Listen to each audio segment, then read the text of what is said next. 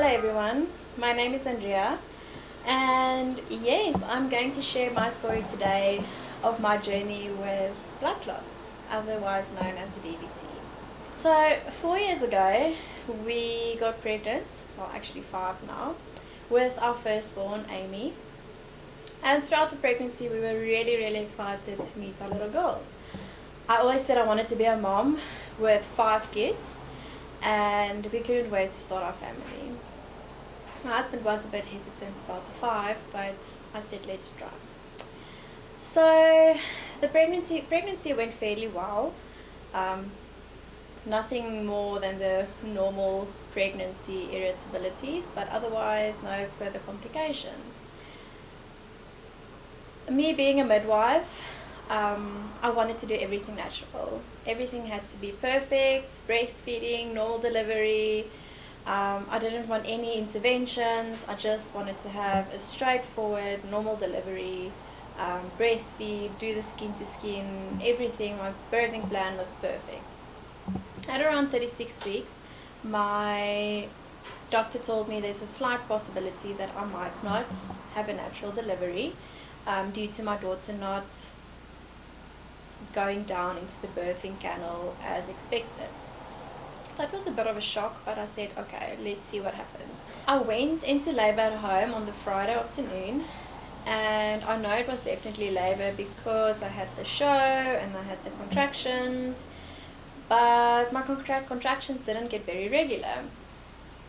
I monitored myself at home, being a nurse, that's what we do. So I monitored myself at home, and on the Sunday, I thought my water broke. Because I was in the bath, I wasn't sure whether it was my water or what was happening. So the Monday morning, I told my husband, no, this has been 4 days, almost 4 days now, and the contractions is really becoming very strong, but somehow not regular. We went into the hospital, and the sister told me, you know what, you would have known if your water broke. It's definitely not labor. Go back home, you're not dilated. We went back home, and the contractions continued. The Tuesday morning, I told my husband there's no way. He was already on his way to work. I told him to please come back and take me to the hospital. When the doctor saw me, he told me there's no more liquor or water in your uterus, and you need to have an induction as soon as possible. We went to the labor ward. Long story short, I felt the contractions becoming stronger, but I didn't dilate. So eventually, midnight, my contractions stopped, and the doctor scheduled me for emergency C-section. I went into theatre.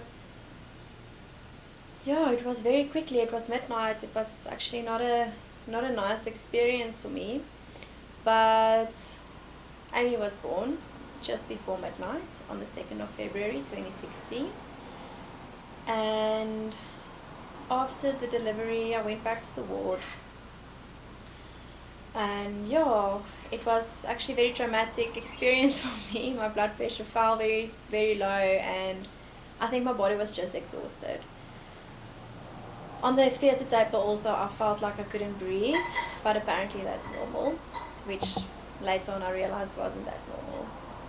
So in the ward, I had racing heart beats or high pulse rate, and my legs were swollen, and I was tired, but again my daughter didn't sleep very well. She kept me awake literally the first night until 5 o'clock the next morning. So I actually asked the doctor, when will my legs stop swelling? And he said, no, it's normal, it will decrease, it's just hormones. So I said, no, it's fine.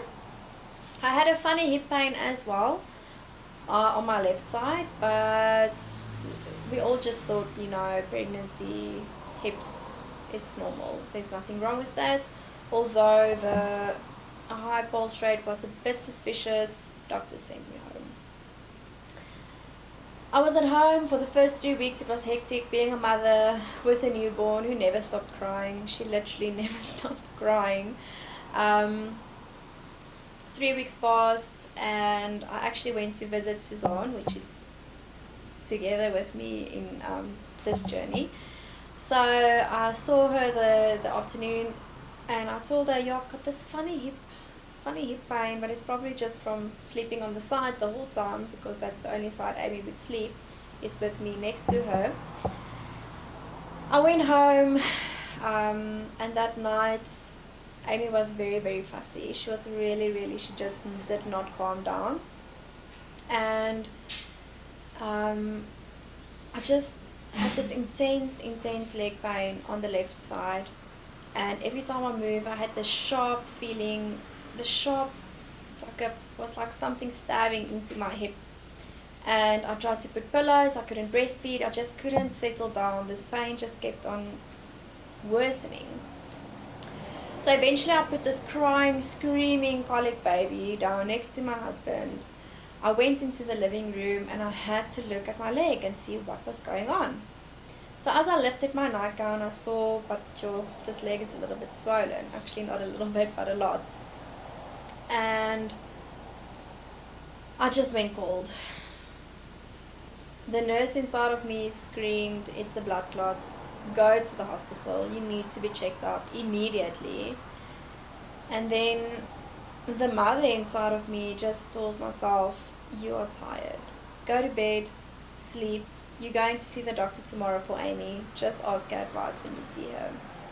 So when I got into bed, my husband asked me, am I fine? I told him, my leg is sore, but I took tablets now. I think it might be a blood clot. And he told me, no, you're fine. Just go to bed. So I turned around and we slept further. The next morning, I went to the doctor, and I remember telling her, I need to tell you something. And she said, what's wrong? And I said, I don't want to tell you because, yes, I don't think it's good news. So she asked me again, what's wrong? And I told her, well, it's been 3 weeks now after my cesarean section, and my left leg is swollen. And I just saw in her face, this is it. This is the journey that we're going to go through now, and I needed to face reality. She took me to her bed, the examination room, and she told me, but wait, Andrea, your leg is not that swollen. And I said, doctor, it's swollen. So because of my natural thin legs,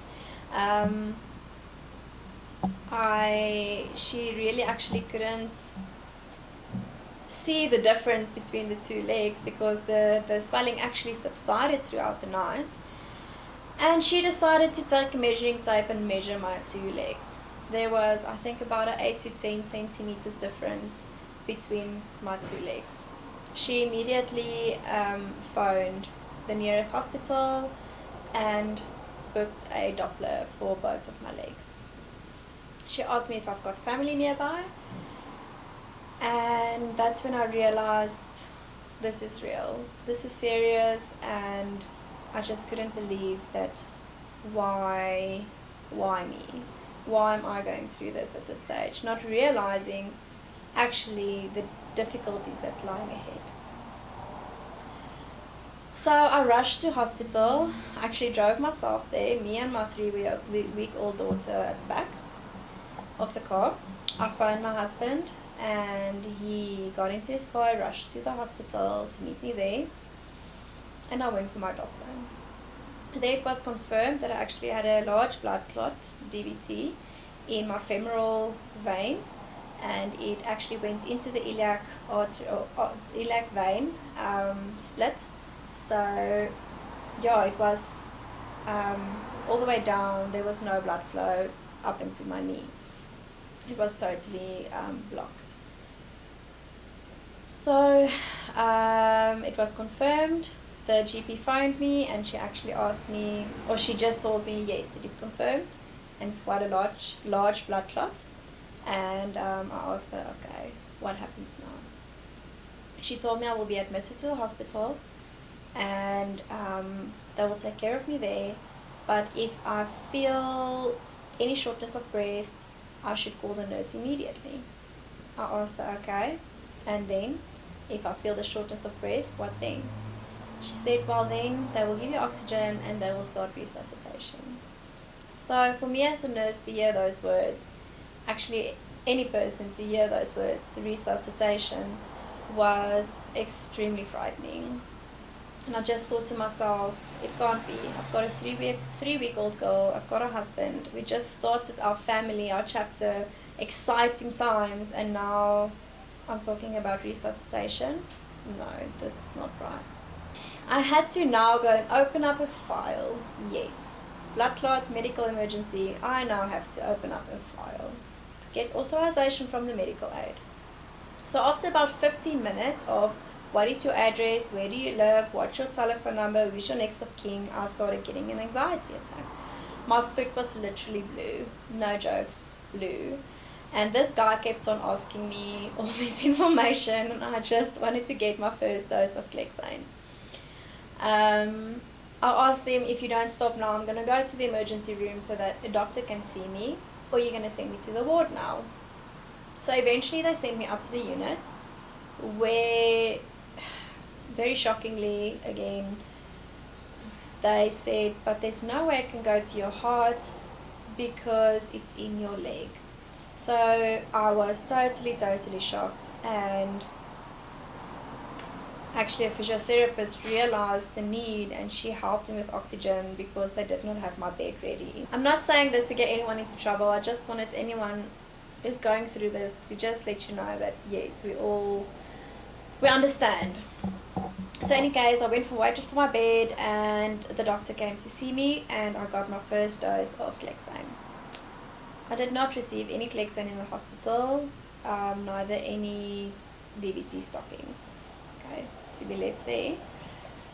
Millions tubes of blood were drawn to see where did this blood clot come from, and there was no genetic disposition. So genetically there was nothing wrong why I had a blood clot. So it was said to be an acute blood clot with unknown origin. I had to stay in hospital for 4 days, getting the Clexane injection, and then we had to make the decision whether I will go over to warfarin or to Xarelto. So I kept on breastfeeding because I could use the Clexane injections, and that was the option that was given to me in hospital. So the doctor kept me there for about 4 days. In those 4 days, I had to make peace with the diagnosis. I was very frightened. I forced my husband to stay with me in the medical ward with our 3-week-old baby because I was too scared to sleep alone. And he stayed with me. They were very accommodative in that sense. With my 3-week-old not sleeping, screaming, I couldn't hold her, I couldn't make her quiet because I literally could not walk on my leg. It was too painful. On discharge, we went home. My mom came to visit me during the day, and my husband was there at night to help. But this leg was extremely painful. And in my life, I really never had experienced pain that small. So my mom told me, no, come and stay with us so that they can help us with the household and with helping look after Amy and, you know, making food. And we decided to do that. We had to stay with them for 2 weeks just to get back on the feet. I literally could not look after my daughter in those 2 weeks. I couldn't walk. I couldn't go down the stairs. I could not do anything. The only thing I did for those 2 weeks was to breastfeed her. I think I breastfeed for another 3 weeks after discharge, and then I had to realize I can't. Emotionally, I was not strong enough to cope with the injections, the new diagnosis, looking after a colic baby, and in the meantime, trying to breastfeed.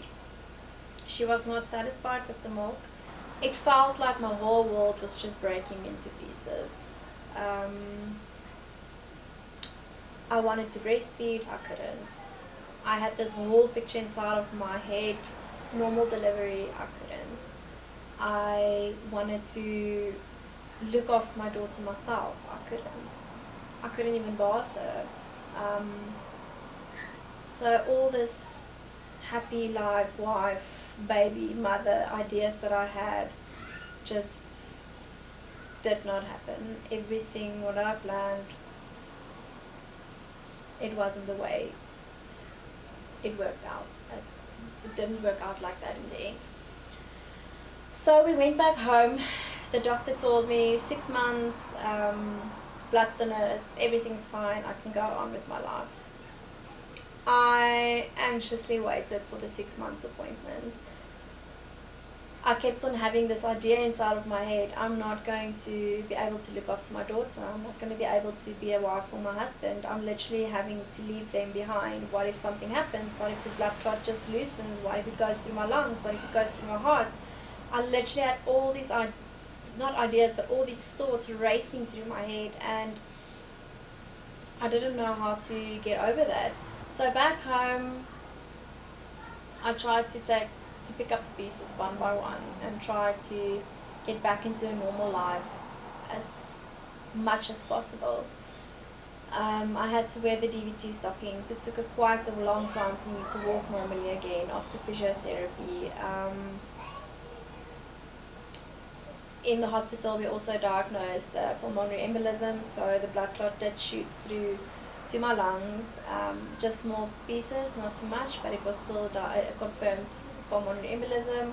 So I had to keep on exercising my lungs for the capacity to return back to normal, and yeah, it was just quite a journey.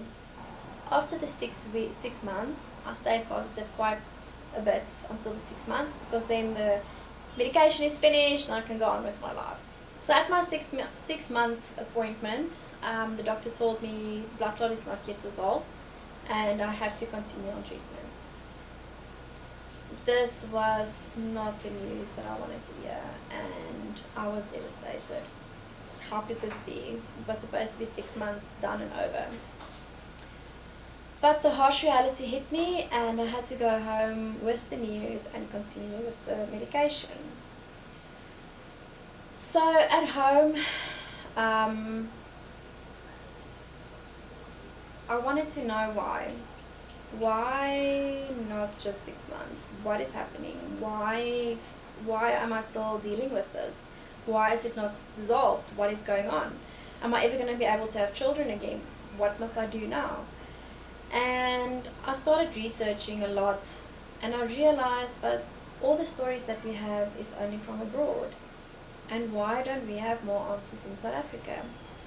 I had to learn to deal with it. I had to learn to cope with it, to not be afraid when I go to sleep at night, and to know that the medication that I'm on is stabilizing the clot and I'm not in danger anymore.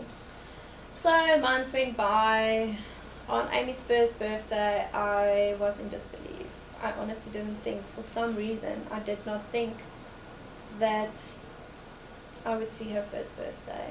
But I did, and a second, and a third, and a fourth. So as the days went by, I learned how to deal with this news, how to cope with it. But people still say things that make you wonder, wow, am I really fine? Living with the DVT was challenging. So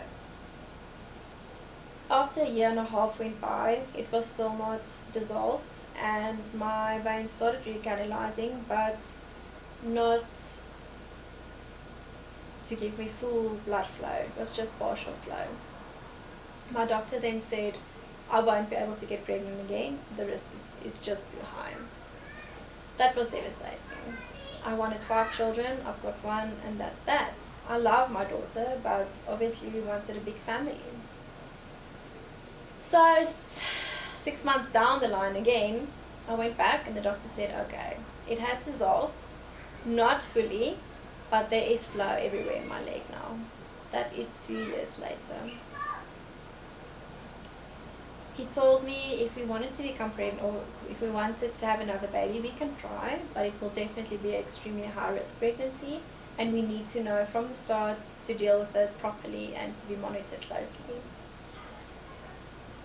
I was not sure if we wanted to do this. How can I be pregnant with another baby, and if something goes wrong, I leave my husband and my child behind for a new baby? And I just couldn't get my head around that. For the next 6 months, we struggled a lot. Pregnant, no, yes, another baby, maybe, okay. So we went to a friend's wedding. We were a bit late. We're not good with being on time.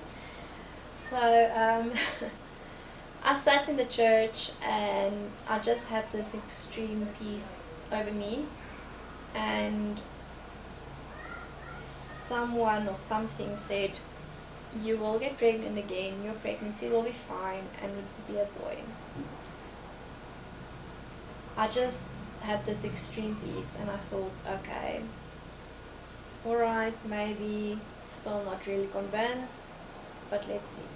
I decided to go see a gynecologist, obstetrician, and she spoke to me and said, yes, it will be a high risk pregnancy, but we know what the risks are and we're going to look after you and make sure you are fine. So my husband and I decided, okay, let's do this. We're going to have another child. It's not an easy decision for us or the family, and but it was one that we made together.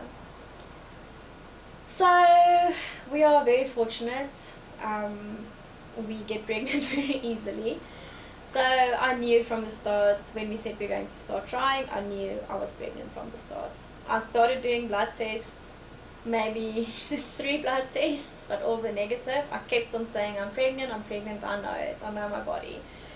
So at last, on the day that I was supposed to start my menstruation, I did a last test and it was positive. The next day, I ran to the obstetrician's office. I sat there, totally freaked out, and I told her, what are we doing? I'm pregnant, this is insane. We are making the biggest mistake ever. What if something goes wrong? This is not right, I can't do this, it's too high risk, it's scary. What do we do now? I don't want to be pregnant, just stop everything. No. And she calmed me down. And she told me that, let's just do this. You're pregnant already, we can't reverse it. So let's just get through this pregnancy. I started with the Clexane injections immediately. And on 4 weeks pregnant, I started injecting. And I started with the 20 milligram, I went up to 40 milligram. On 24 weeks, I started injecting myself twice a day. Luckily, I had help at work from other sisters who helped inject me. But it was tough. It wasn't easy to have an injection every day. But I knew I had to do it for myself, for this baby inside of me, and for my family.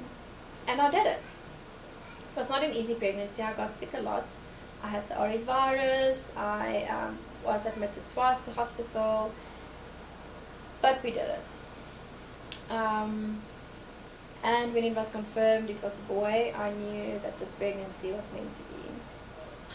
The night before the cesarean section, my doctor phoned me like twice, just to tell me when should I do my last injection, what time am I going to theatre. My husband and I were very nervous. We just didn't know what to expect. Well, we did know what to expect, but you know, as a nurse, all of these things going through your mind, like bleeding and on the table, what if I just randomly start bleeding from all the anticoagulants, and what if after theatre I develop another clot. I was just extremely anxious and not sure what to expect. I had my calf pumps ready. I had to wear my stockings. Throughout my pregnancy, I had to wear my stockings, especially now the last trimester. So I had to go into theatre with my stockings on, my calf pumps on, and yes, on that table, I almost got up and ran away. I was frightened like I was never. I've never felt that much anxiety at one time, and I just didn't know if I would be able to make it. It was like the entire 4 years anxiousness about this DVT just came flooding through my veins, and I just didn't know if I can go through another cesarean section, through another 6 weeks postpartum, knowing if it's DVT or not, and I was just flat out scared. They injected me with some nice calming medication, which made me very chatty on the table, and a little bit embarrassed now if I have to think back, but it got me through it. The days in the hospital was not easy for me. I was very emotional. I was very anxious. I had a few anxiety attacks the first night. My heart rate shot up to 160. And they phoned all the doctors awake at 2 o'clock. I had so many doctors looking after me. They were so amazing. So they phoned them awake. What's happening? I had the oxygen and everything. And I just then realized it's anxiety and I needed to calm down. The minute I got calm, I realized it's okay. You're going to be okay. The doctor did prescribe me something to just calm my nerves for the next couple of days, and it helped. It helped me just to get 4 years of post-traumatic stress out of my system and to enjoy my new family. I was absolutely in love with this new bundle of joy, and I was in love with our new family of 4. We were complete. So the promise was kept. The pregnancy went well. I had my son, I have my daughter, and I have my husband. I still have a leg that's slightly bigger than the other one. I still have stenosis in my veins. I'm still on anticoagulants, probably would be lifelong anticoagulants, and it's still a struggle that I live with every day. We cope with it as a family. My husband went through a lot of stress as well, and we had to deal with it as a family. It's not a nice diagnosis to have, but it's something that you can live with. It's something that you can make peace with, and if you have proper care and people looking after you, you will be fine. I don't want to give advice, but I just want to give motivation that it's really not, it's not nice, and it can be very devastating, but you're going to be fine. Make sure you go for your checkups and make sure that your doctor is open with you. Make sure you've got good support and feel free to talk about it. If you're anxious and you're struggling to deal with the diagnosis, please go and see someone and consult someone to just give you that extra support and guidance that you need to talk through it. I'm so privileged to have my 2 children. My daughter, I had through a very, very difficult time afterwards, and I had to just keep her alive. And yeah, she was my blood clot baby. And then I've got this amazing little boy who is my Kleckstein baby. I had to carry him through a very trial pregnancy, but he's here. I've got an amazing husband, and I've got a perfect little family, and you can have too. So thank you for watching my video. If you have any questions, you're welcome to send me a personal message or comment in the video below. Thank you guys.